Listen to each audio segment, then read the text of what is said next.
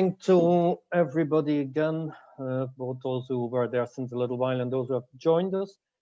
I think we'll start this final synchronous session in this course on educational planning, results-based or results-focused educational planning, a course which we started quite some time ago when the time, both the weather, at least as far as we are concerned here in our side of the Atlantic Ocean, was different, and also different time difference, which explains why we were mistaken in our invitation, which we sent to start at, hoping to start actually at 9 a.m. your time, but because of the difference, it finally is 10 a.m. and now 5 past 10.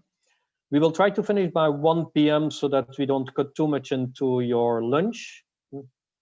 And what we intend to do today is to not really to summarize lessons learned, because that's too demanding, I think. But what I want to start with a presentation which highlights some of the tensions that are almost unavoidably present in any education planning exercise, and which maybe also respond to some of the remaining questions that you have raised.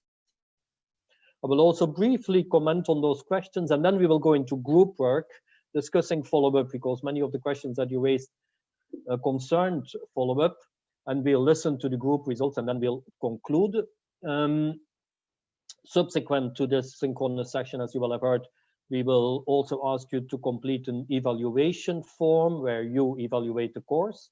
And then there will be a post-test, which is the final requirement for certification, which is a fairly light test, similar to the pre-test that we did indeed so many months ago. And the purpose of that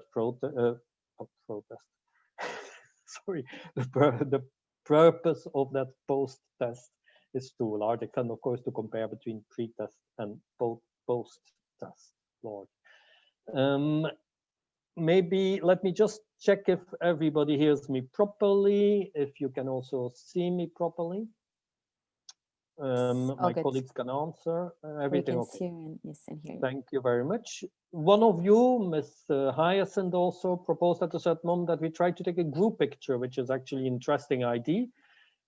At the moment, the group picture would be mainly consisting of names with microphones that are muted, but at a certain moment we can try to do that for everybody to turn on their camera later on, not right now. We're hoping that it's not going to lead to some sort of explosion within the Zoom headquarters, and see if we can indeed have everybody. My friend and colleague Jacques told me that we may be able to get up to 49 people, which is 7 by 7, onto the same screen, and then we could take a sort of screenshot, I suppose.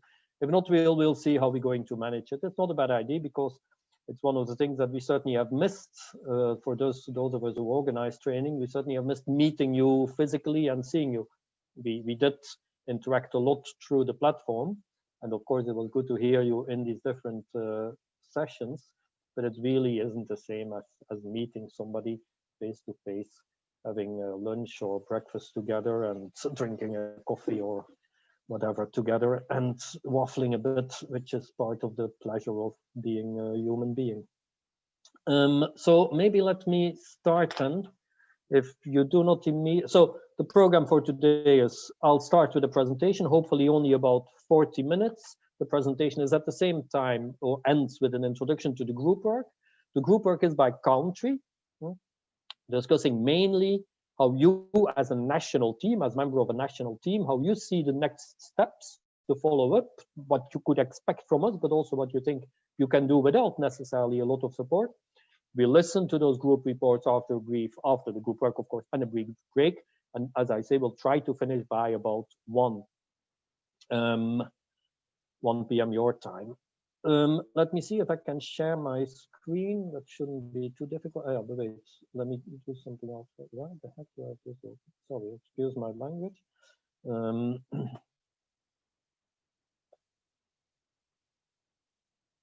Let me see if this would work now or not. I'm not too sure you see this at the moment. Yeah. Do you see anything or not yet? Yes, we see the presentation. But do you see it as a presentation or as an? No. Now you see it as a presentation. PowerPoint. Exactly. Yeah, presentation. Okay.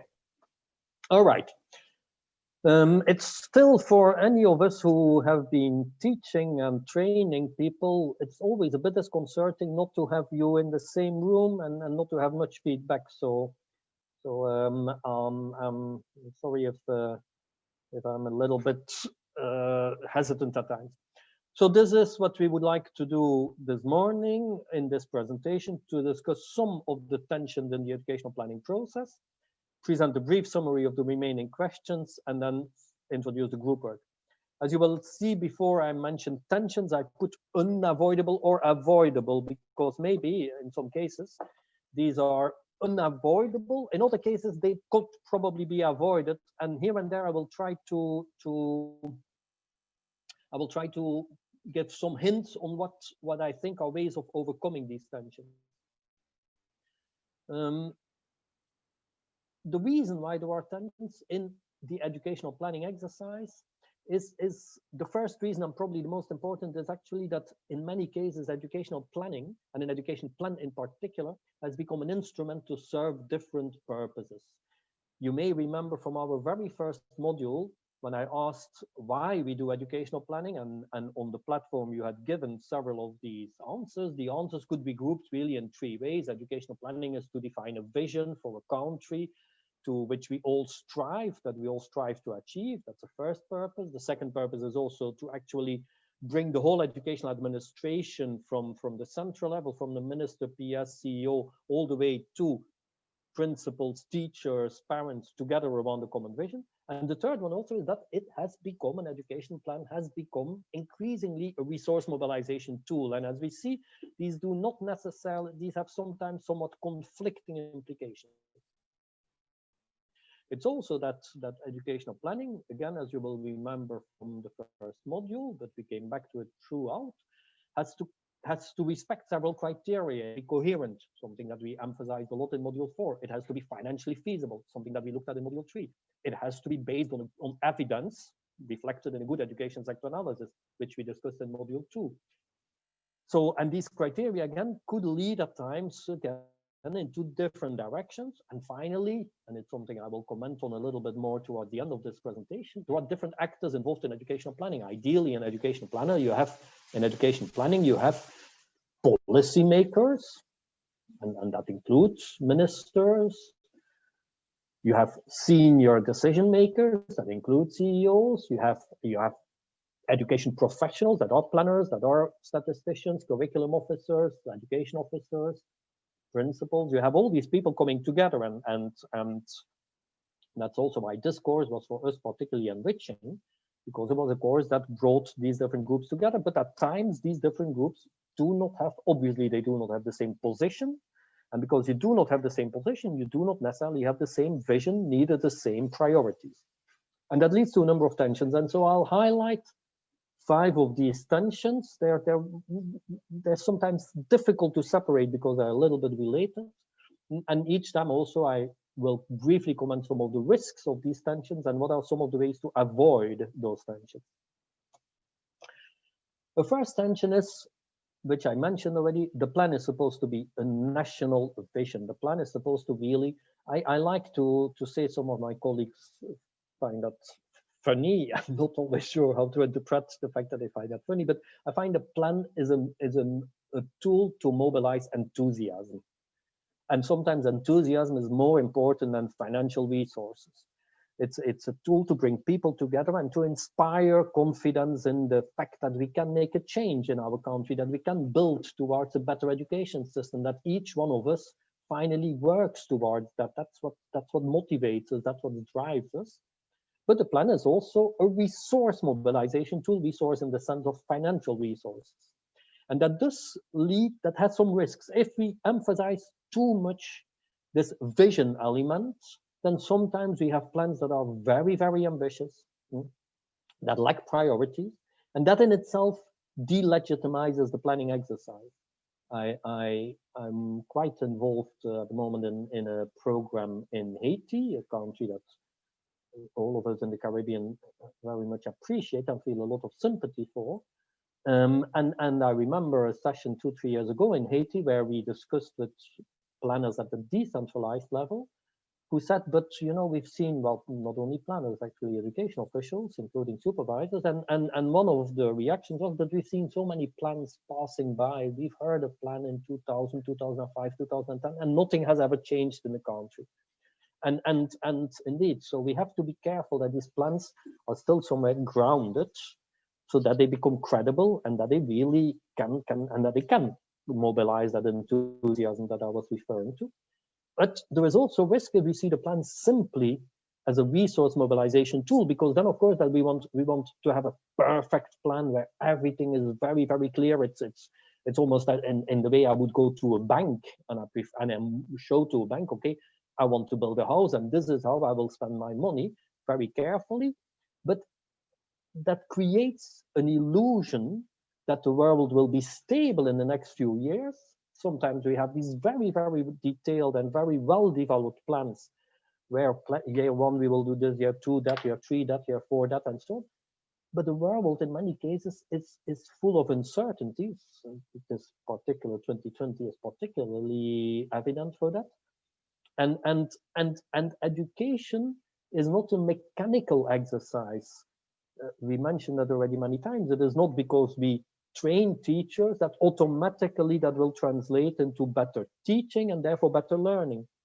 And so a plan that does not take into account those uncertainties, a plan that is aimed at being a guarantor of the proper use of resources, risks to create that illusion of certainty, that illusion of simplicity, that illusion of stability.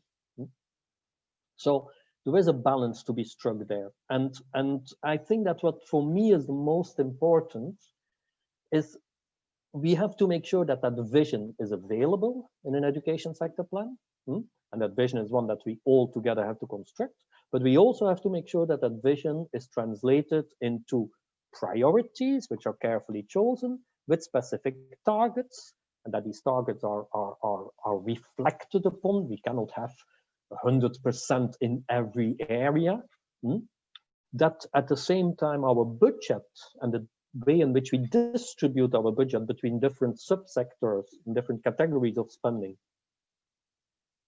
that the distribution reflects those priorities and reflects those targets, and that we have made the right strategic choices. And in the implementation of our plan, we have to make sure to some extent that we continue to be inspired, that we continue to be guided by that vision, by these priorities, by these major strategic choices. But we should make sure at the same time that we are as flexible as possible to respond to unexpected events, and that we are ready to adapt whenever needed. The plan is a guideline. It is not a straitjacket.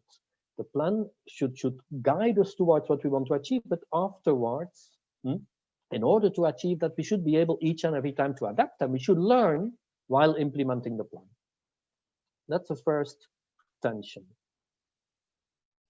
The second tension is somewhat similar, but different, but it's related, where we have, in many cases, we see two quite contrasting situations. In a number of cases, we see that the plan is really prepared by a government-led team and through a participatory exercise, with consultation with different stakeholders.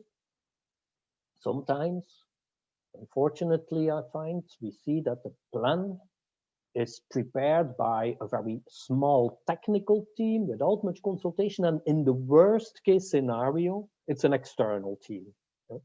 That external consultants that come in, prepare the plan, to some extent to arrive at an almost perfect product from a purely technical point of view. It will be a coherent plan, it will probably be technically and financially feasible. It will be, to some extent, as I write there, a credible or a robust document. But the risk of that is evident. The risk of the first approach, where we have a participatory government-led process, is that it can be at times a messy process, which even at times can lead to an incoherent plan, because what we will do is we will allow all of the different stakeholders to bring in their different elements, There are different priorities, which are sometimes a bit in contradiction. And so we will have an incoherent plan that simply cannot really be implemented. The risk of the second approach, for me, is the most significant risk, that finally we have a plan that is not owned by the national stakeholders, that fails to create commitment. And it's a contradiction in itself to claim that a national plan can be prepared by external consultants without any government involvement. That just doesn't make any sense. So what are the solutions, let's say, or the ways forward here? The first one is that we should never give up on government leadership. I know that at times it is not easy for us who work within a Ministry of Education, or for us who are supporting ministries of education, to engender that government leadership if the government does not show much commitment to education, or if the government maybe does not listen to technical staff, or does not listen to its education professionals, and so on. These situations exist, but we cannot give up on it. The alternative of having a plan that is not government owned simply makes no sense. It's a plan that will very quickly end up in a cupboard somewhere. Secondly, the second implication here is that we of course have to make sure that when we organize some form of consultative participatory process, that we are clear on the different roles and the responsibilities of the different actors, that we use existing mechanisms as much as possible, that we select some key moments and so on, that we try to make this process as unmessy as possible. We discussed that very briefly, I think, in the first synchronous session. I remember a question that was asked in this regard, and I also put a little document. But if you're interested in this particular issue, there is quite a lot of literature on that. Thirdly, it's much more healthy to have a plan that is nationally prepared with all the difficulties of having consultation and participation, and with maybe at times technically elements that can be improved upon because the internal expertise is not always fully available, but we have a national plan that is close to a really good plan, than to have a supposedly perfect plan that is in no way national. And in many cases, it is while preparing the plan that we learn. By getting more and more people involved in the preparation of the plan, we all of us learn, all of us become to some extent education planners, a little bit in our own way, and all of us strengthen our capacity, and as a result, it's the whole educational administration that becomes a more competent administration. So for the second tension, I think for me the choice is clear. The third tension is again related to the previous one, but a bit different, where at the moment, because there is such an emphasis on the importance of an education plan as a document that will guarantee funding, the focus is at times very much on that plan. And once the plan has been prepared, the document is ready, it has a nice cover page, it's reproduced, there is a launching session and so on, we relax to some extent. We sit down and we say, okay, well, we've done our work, the plan is there. While of course the plan itself is only the beginning of a process. The plan, it's not simply that the plan has to be implemented, it's the fact that it has to be around the implementation of that plan, collaboration with all of the different implementing actors. And here, the risk of this first trend, if we only focus on the plan, is that we will increasingly believe that the central level in education, which is to a large extent the ministry, the central ministry, can do, it can do everything. That while that and that actually there is a significant risk that the plan will only be developed by the central level and will be emphasizing central control, which I think in education does not really work. You need some central control, you need some central guidance, but you need a lot of local involvement and local commitment. And of course, the risk of that first scenario, whereby the focus is so much on the plan, is that we forget about plan implementation, that there is a damaging separation between the preparation of the plan and the implementation of the plan. While the second scenario is the ideal scenario for me. Plan preparation is the beginning of a long-term process of collaboration around plan design and implementation, but it has a number of implications. What are these implications? There are many, but I think I focus on two that I find particularly important. The first one is I've tried to I mean, I don't know if that term is necessarily the correct one, but I think we need to demystify a little bit planning so that all education professionals, I should have not so much written non-planners as education professionals, that all education professionals to some extent become involved in the creation of that education sector plan. Of course, planning does demand a number of technical skills. The simulation model is a technical skill. Developing a specific monitoring and evaluation framework is a technical skill. But much of what we have discussed, choosing the right strategies, understanding the interests of the different stakeholders, reflecting on what can be achieved and what cannot be achieved within a certain amount of time, discussing the constraints that we will encounter, much of interpreting results, why have we not yet achieved high quality learning, for instance. All of this demands involvement of people way beyond the planning community, the small community of professional planners. And so I think that's why I use the term demystifying. We should not turn planning into too much of a technical exercise so that people get frightened to some extent of that. And secondly, and for me the most important point is that finally we need to make sure that for the plan or for any policy, for any plan to be implemented, we need the commitment, the competence, the belief of the educational administration from the central to the local level, central level officers, district officers, education, school principals, teachers in their own area, and so on. And we need to, an ideal scenario for me is one whereby at the central level, with inputs from all of the different actors, we define the plan as the overall guideline, but then the implementation will be done by the different actors, departments in the ministry, districts, schools, who will get the professional expertise so that they can implement, and whom we will trust to do so. We will give them guidance, but we will also express our trust in their competence to do so. And that I think is what finally makes an education system work. We cannot imagine that an education system can change simply, uniquely through actions. Is this yours? Simply, uniquely through actions at central level. Okay. Ms. Worm, I think your microphone is off. Karen, your microphone is off, I think. Thanks. It was good to hear some kids in the background. A fourth tension is a bit different here, but I think it's an important tension. From this is based really on my experience, but I think it is true in many cases.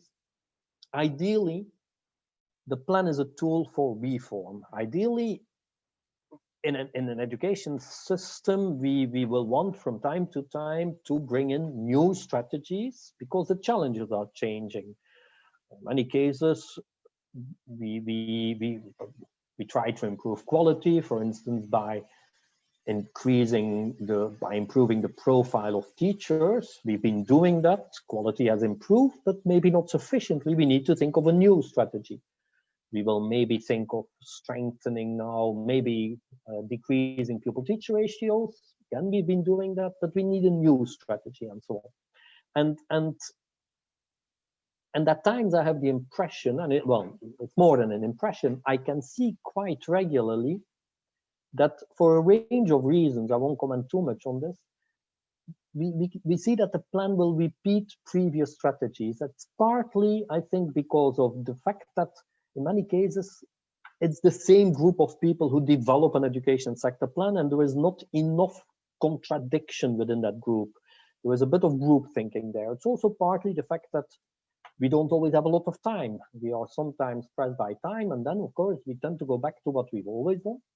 It's also partly habits. We are so used to saying that, okay, well, in order to improve quality, we need to, strengthen teacher profile and so on. So there are a number of reasons. It's also partly, I think, the tools we use that I think at times are not sufficiently creativity inducing, if I may say so. That could lead to a big discussion for which maybe we don't necessarily have the time here, but I personally feel that the logical framework that we tend to use can be helpful, and the results chains that we were discussing are helpful, but they can also lead us to a very mechanical exercise whereby we always refer to the same issues. So I think there are two ways of overcoming that. I think we need to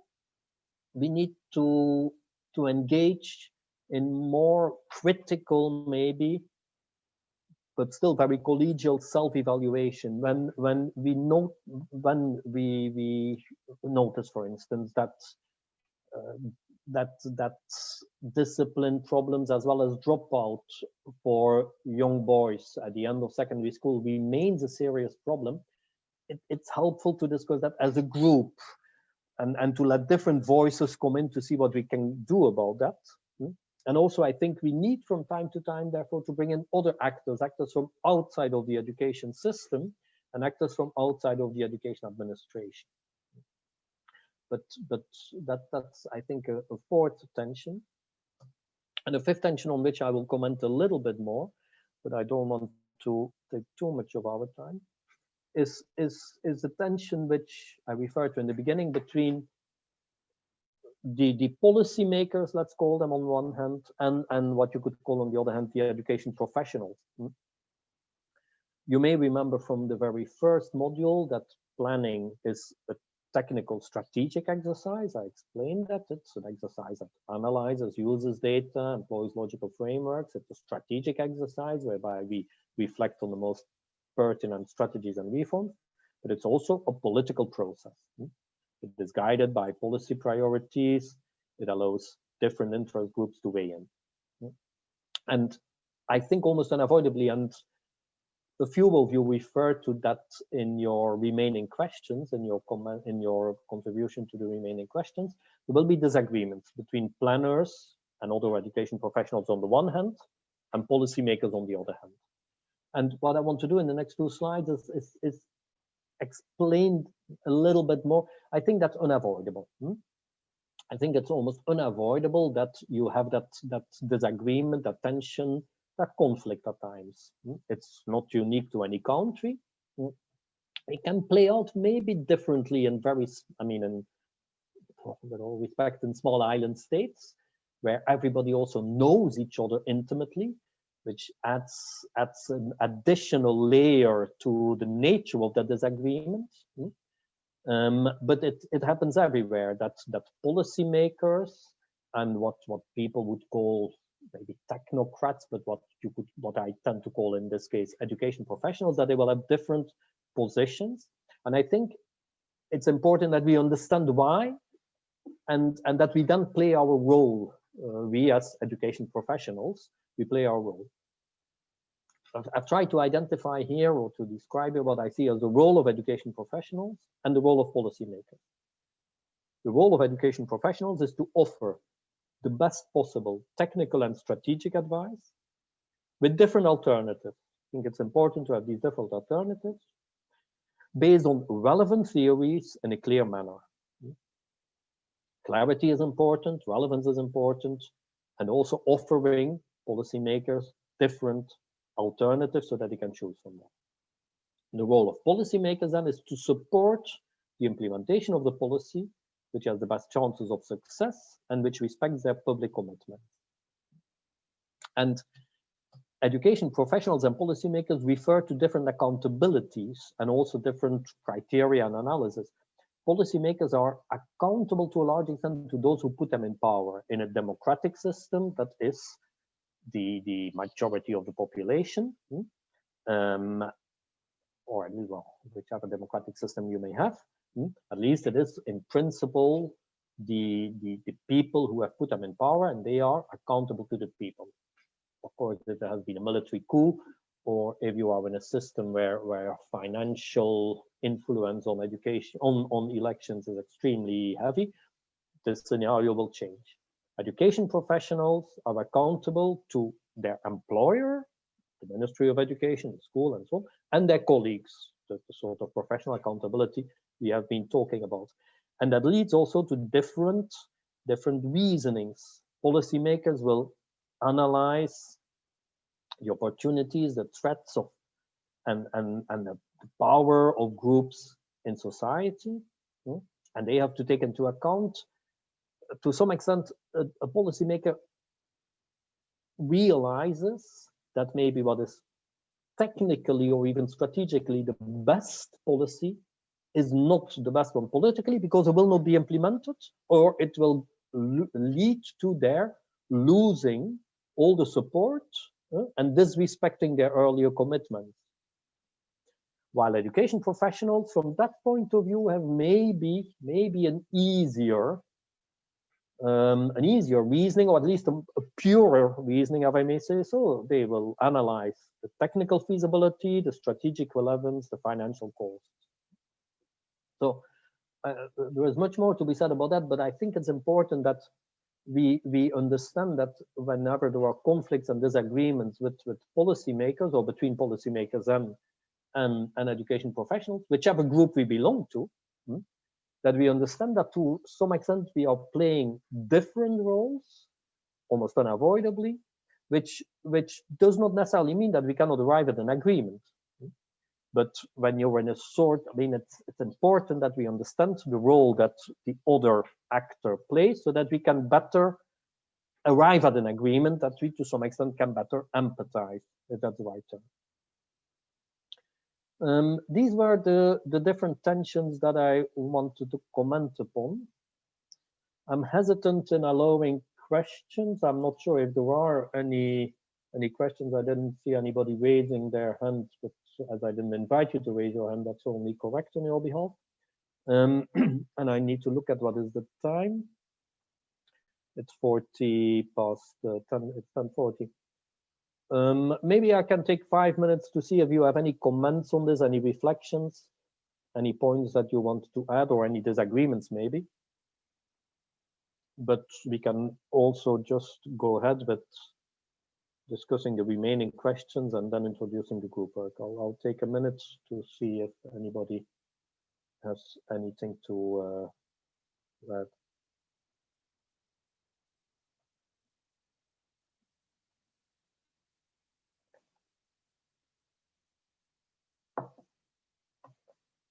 Okay, then maybe I'll go ahead.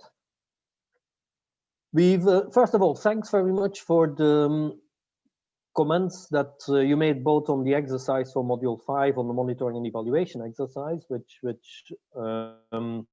was I think an exercise that was, I hope, thought-provoking, because the whole discussion around monitoring and evaluation is a very, very complicated discussion, and I think the two texts that we selected have highlighted that.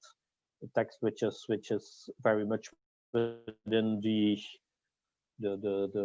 almost now the classical approach of results-based management, the text from the colleagues from the World Bank, and then a text was much more critical on the tyranny of metrics, a text that I particularly like, but that's also because of my own background.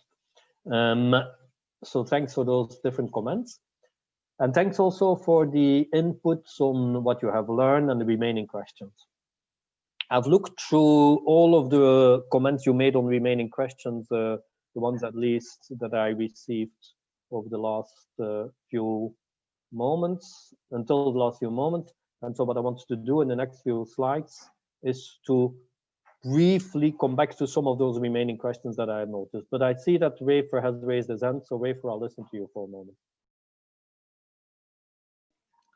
Good morning. Good morning, Anton. Good morning, everybody. Forgive me. Um, Sorry for the delay in raising my hand. I did have a question during your presentation, and then I was struggling to remember what it was. So that's why I didn't raise my hand, but it finally came back. I think it was related. Excuse me, don't know what's going on with my throat. I think it was related to a point that you made in one of the tensions related to, oh yes, it was the issue of balancing a plan that focuses on the country's needs or something like that. Right, the plan as a national vision versus the plan as resource mobilization. And to me, that really jumped out. I really appreciated the discussion on that. And I wanted to ask whether in the experience of the IIEP, you've seen any case where there has been a very good balance in the two in terms of ensuring that while it is critical, especially for small island developing states like ours, that we use it to mobilize the resources, that it's still squarely focused on the vision. And at the same time, the other tension that you raised, where you have a plan that, oh my, just jumped out again. There was another one where I wanted to find out if there's any area, any country where you've seen a good balance. I can't remember the other tension that sparked that question for me. So I'll just stick with the first one. Okay, you can, we send the presentation, so if necessary, you could go through the presentation, or I can return also in the presentation. On the first question, yeah, I think yeah, I've seen a number of countries where you don't have much depends, for me, and one example I can give, though countries tend to change also, but we did quite a lot of work in Ethiopia, for instance. And there, that conflict between, let's say, or that tension disappeared. The tension between the need for national vision and the resource mobilization instrument disappeared for reasons that can be reproduced in other countries, but also reasons that are relatively typical to that particular country. One reason is that in Ethiopia, since a number of years now, and I know the country is at the moment in a very, very difficult situation to a large extent, the civil war around one of the regions. But that's a separate issue. But Ethiopia, the Ethiopian government, at least during several years, had a very, very, very clear government vision. There was a very clear government vision on what the government wanted to achieve, how to achieve it, what were priorities, point one. And secondly, there was a very close relationship between the minister and the director of planning. And the minister listened to the director of planning, but the director of planning also knew what he could or could not say. And the third element that's maybe less important, but that certainly facilitated the work that we did, was that there was also very clear coordination on coordination within the government and coordination between government and development partners. And once you have a scenario where there is a very clear government vision that is then translated into the education vision, and that government vision is education is really seen as a sector that will contribute to overall national development. The whole translation of that, I mean, to make sure that as a result, that vision does not become purely, it's not some sort of faraway dream, because it also comes with government commitment, including financial commitment to the education sector, maybe not as much as the education sector would like, but still.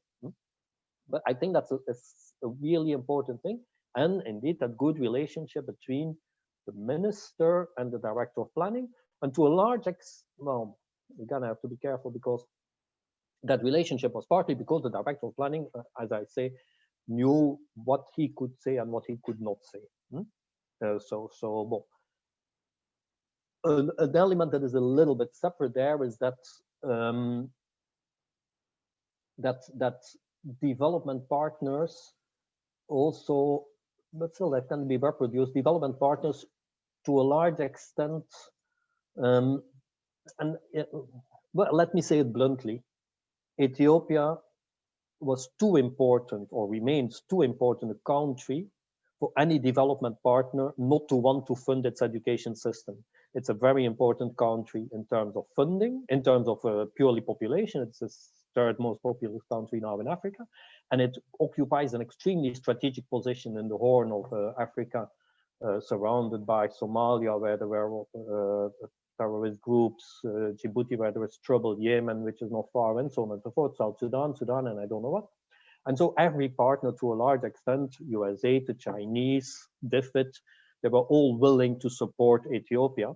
And as a result, they were, it's a bit strange to say so, but it's true, they accepted to fund an education sector plan, even if it was not necessarily perfect, or even if they considered it too ambitious, to a large extent, because the alternative not to fund it would be, to a large extent, allowing another country to have more control over, or at least to be a better partner of Ethiopia. That's geopolitics of a not particularly nice nature. And of course, for smaller countries in the Caribbean, that's a different situation. You do not necessarily have the same how to say, I mean, you don't have the same strategic position that can force development partners to be more respectful of what you consider to be your national priorities.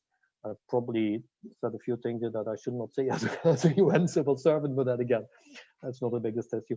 You won't quote me on that. But those earlier elements, the link between a national vision and an education vision, the commitment to the education sector, and the good relationship between the policymaker and the lead, the technical lead, let's say, these are, and the coordination, the fact that there was good coordination, I think these are factors that can help overcome those tensions. Other points? I hope that responded at least in part to your question, Rafer. Yes, it did. Certainly very useful hearing that experience that you presented.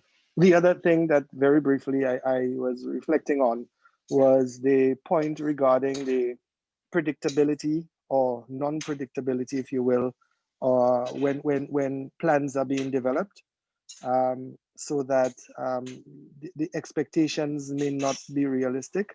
But I was thinking that a plan may have very specific implementation structures in terms of year 1, year 2, and any potential challenges or any unforeseen circumstances can be treated with the risks and assumptions. And you have, if you have a proper risk mitigation strategy embedded within the strategy, I think it should be able to address that. Don't you agree? Yeah, let me hear from other colleagues maybe on that question. Do you, because a few of you in your remaining questions, you asked a somewhat similar question. This whole issue of how to handle uncertainty. Is there anybody who wants to contribute or on the same issue of predictability and how do we manage an education plan, or how do we review an education plan during its implementation, and the usefulness of a risks analysis and so on? Are there other colleagues who want to comment on that?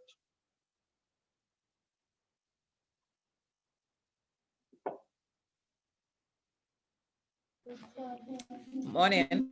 Yes, morning. I do plan as a planner. Yes,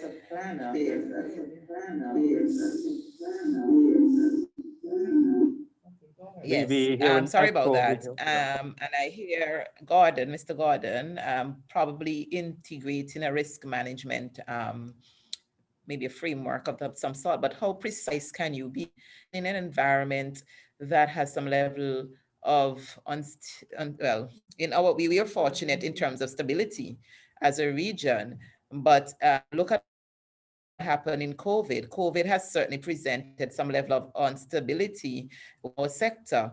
And so it is how responsive, yes, how we can be, but also how anticipating we can be, because there's so much we can do when we are planning. That is my contribution. I don't know if it makes sense, but that is how I see it. Yeah, no, I think it makes sense. both contributions make sense. Well, maybe my the reason why I mentioned this is because I've seen several countries being asked to prepare an education sector plan, a strategic plan, a relatively visionary plan, let's say, and at the same time, a sort of 2-3 year operational plan. That's actually the request by the Global Partnership for Education. And that to me doesn't make a lot of sense, because firstly, an operational plan should not be prepared by the central level in detail for the other, for the whole country. That is something, even if the country is small, that is something that should be prepared slow by the implementing actors. And secondly, indeed, because of that unpredictability. I'm not sure, I'm a bit worried. I mean, I personally don't particularly like in a sector plan to see a risks analysis. Or I like it, but it has to be well addressed. Let me explain. In an education sector plan, if we have the whole plan and then we have the risks, and then we say, okay, one risk is political instability. Yeah, but if there is political instability, then your plan should to some extent already have taken that into account. You should have made sure that your plan will take care of, will to some extent respond to that political instability. Second risk, the financing will not be available. Okay, again, I'm sorry, if the financing is not available, then your plan is simply not good. You should have made sure that at least your financing gap is not too big. Then the third risk is sometimes mentioned as, okay, the lack of implementation capacity by the education administration. Sorry, then your plan really does not make sense if you're going to develop a plan and the risk is that it cannot be implemented. Okay, so I sometimes have the impression that the risk analysis, when it comes to an education sector plan, is more a way of I'm sorry to say so, but sometimes I have the impression it's avoiding profound thinking on how can we overcome those risks by putting them in the final chapter risk analysis. A project is different. When we are working on a specific project, it does make sense to have a risk analysis because a project works within a very specific context that the project cannot change. An education sector plan is supposed to some extent to be able to change that context to some extent, or certainly to take it into account. So I'm not always that sure that a risk analysis is, we need a risk analysis, but I would put the risk analysis rather early in the document in the sense that it's part of our education sector analysis, where we are going to analyze the risks, and then our plan has to some extent to respond to those risks. Now, I tend to agree so my preference to a large extent is that the plan remains a relatively broad framework, with, as I said, certainly clear priorities, linked to those priorities, a good reflection on what we need as a budget and how that budget needs to be distributed, and good strategic choices and a good monitoring and evaluation framework. And then we will implement gradually, and year by year, we will see where have we made progress, what have we done well, what do we need to improve upon, where do we need to rethink the strategies, and so on. And to some extent, sometimes I'm worried when a plan looks too good, even physically. I've seen some countries that are very, very proud to have a beautiful plan with a magnificent cover page, plastified, and I don't know what. And as a result, nobody dares to touch it. Well, that's not the idea. The idea is that the plan changes the whole time.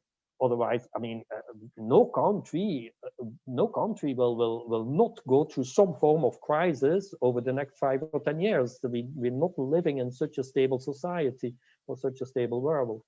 So I don't know if I've responded there. So I think that for me is the preferred scenario.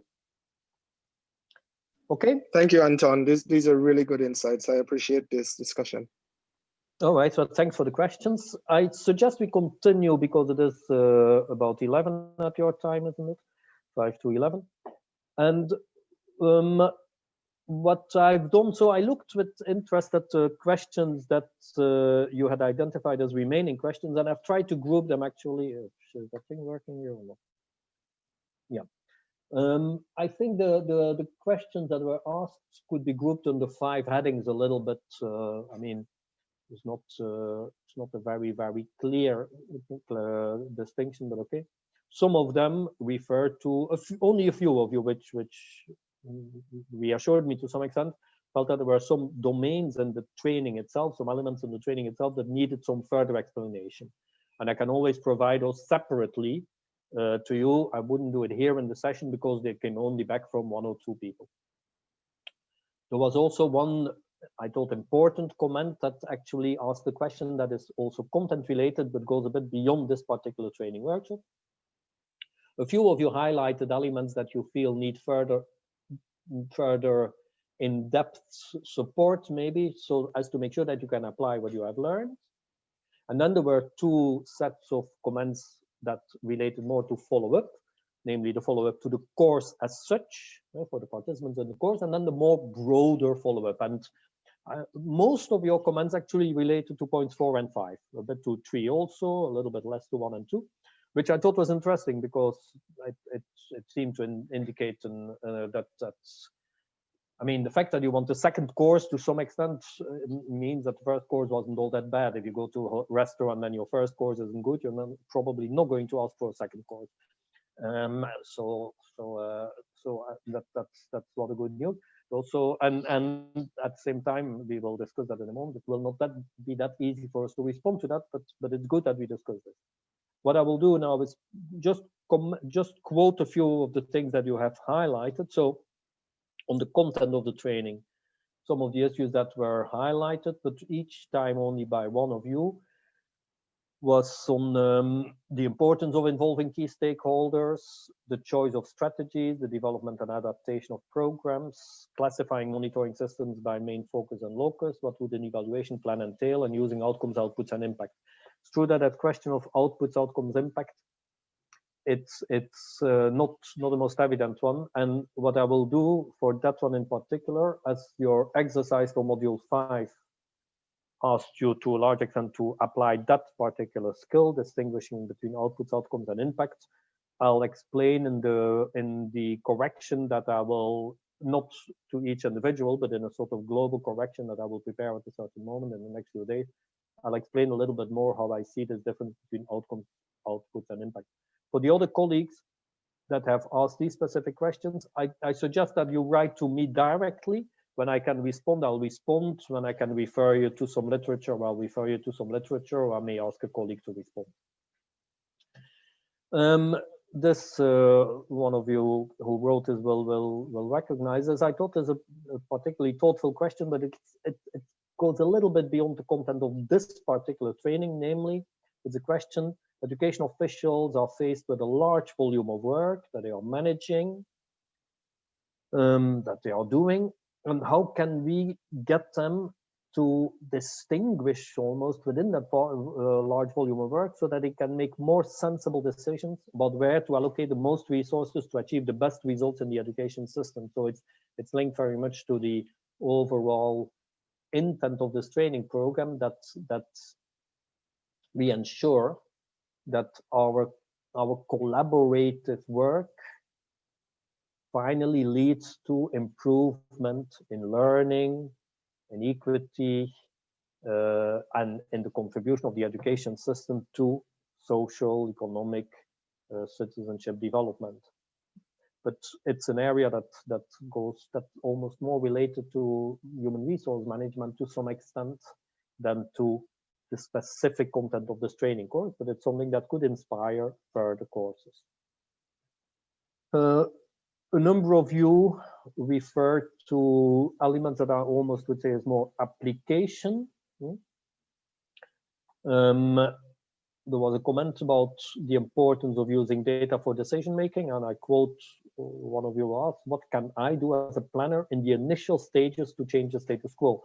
There was a bit of frustration, and it's not unique again to the Eastern Caribbean, but the fact that many policymakers on education do not refer to data, and we live in a preoccupying world where indeed truth is under assault, and where making a powerful argument on the basis of true facts is maybe less important than inciting people's hidden feelings.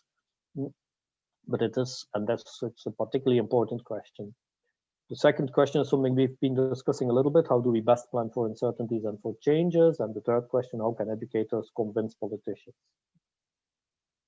And then many of your comments were more on the follow-up to the course for participants. You asked about access to the virtual platform, and there, Jacques, my colleague, can confirm that in principle, this virtual platform, he told me, will remain open eternally. Eternity is a long term, so at least it should remain open for quite a while. The other questions are more difficult. Continued support on the content of this course. Several of you asked questions about the simulation model, which is probably the most complicated technical tool that we shared with you. Can we have more training? Are there examples we can share? Are there templates we can share? And indeed, we can do quite a bit. And then one of you proposed to assess, it's a good idea, after at least a year, how education sectors in the OECS have utilized this training to improve analysis and planning, which is a good question. And finally, there were many questions, and that's also what we want the group work to focus on. Many questions related to a more broad follow-up. Can there be a next training course? At least two of you wanted that training course to be mainly for statisticians. I suppose those two were statisticians. Is there support to the implementation of what we have learned? Will the participants of this course get updated on new best practices? Are there opportunities for further collaboration among participants as we perhaps begin to strengthen our contribution to an improved education system? So these were, that's a relatively quick overview of all the different questions you asked. We would like the group work to some extent to reflect on those questions and to maybe present a more structured request for follow-up. It's not rare that at the end of a training course you want follow-up, and it's only normal that you ask for that follow-up to come to some extent from those who have organized this first training course. But it is not rare either. It's unfortunate, but it's not rare either that there is little follow-up. Let me just see in the chat if there's something I need to look at in the chat. And I can't see the chat. Oops.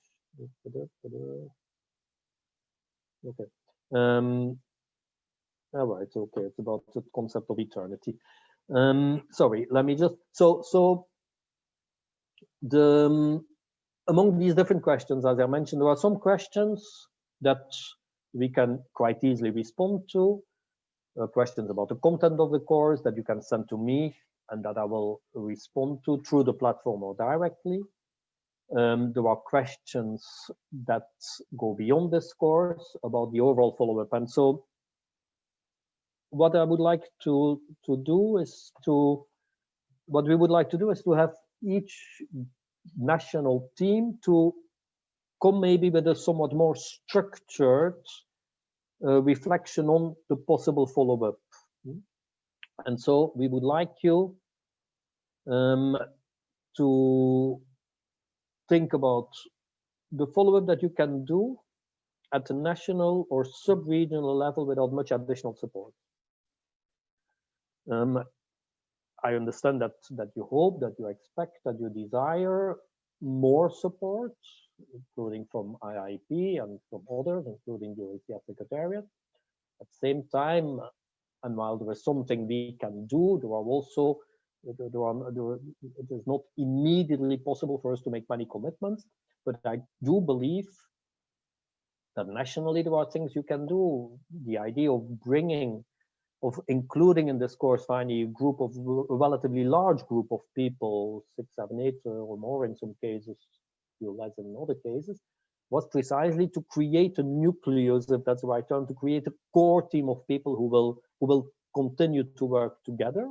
I know that's not always easy. You have many other things to do, and there will be many other demands, but it's not impossible, I think.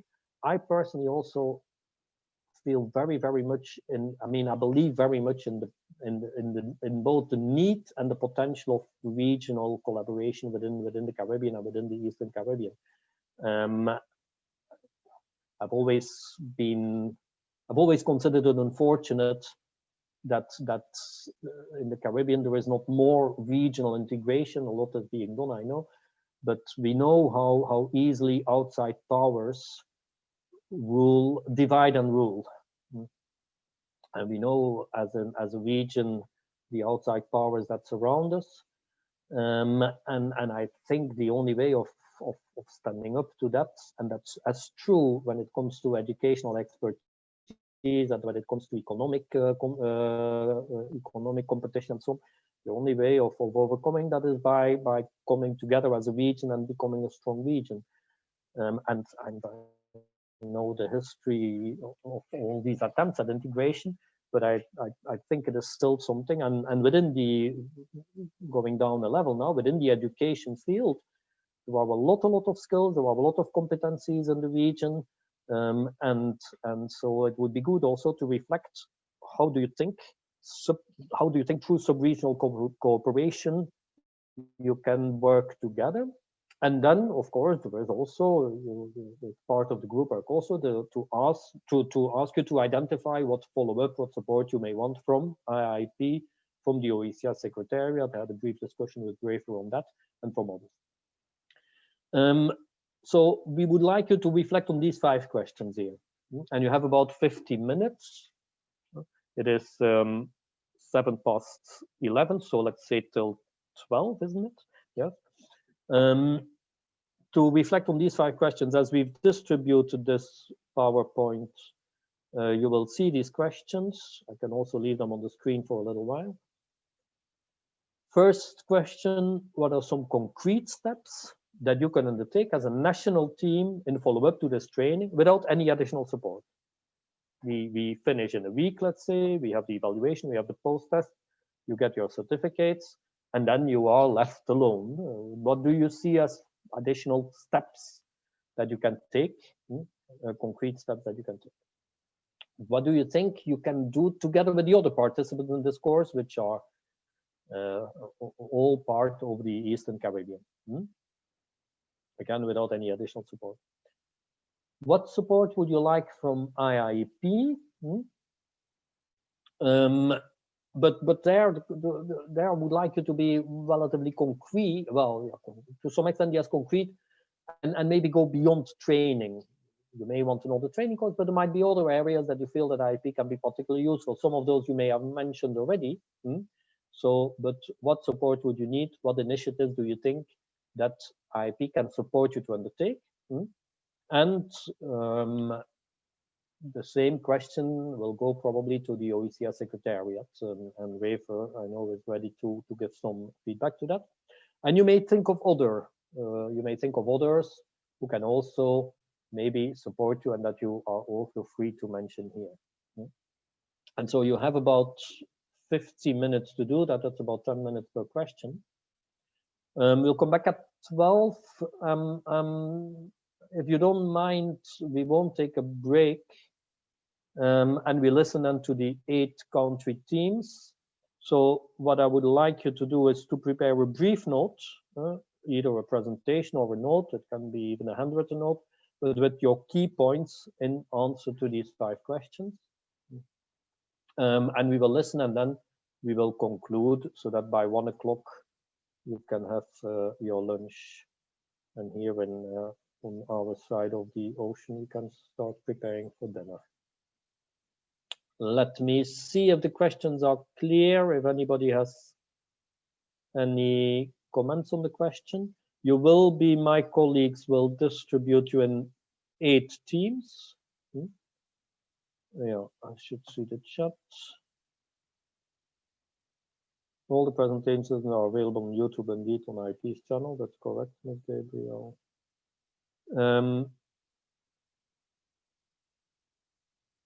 Okay, anything else or not? Then, if you are done, Philippa, will you distribute the participants in their different groups? Yes. I will open the breakout rooms now. So you'll see something appearing on your screen to join the breakout room. Okay, and we will be back at 12 o'clock and we'll listen to the different countries. Perfect. Okay, thank you very much for your attention, and I've talked a lot, so I'll mute myself for the next 15 minutes.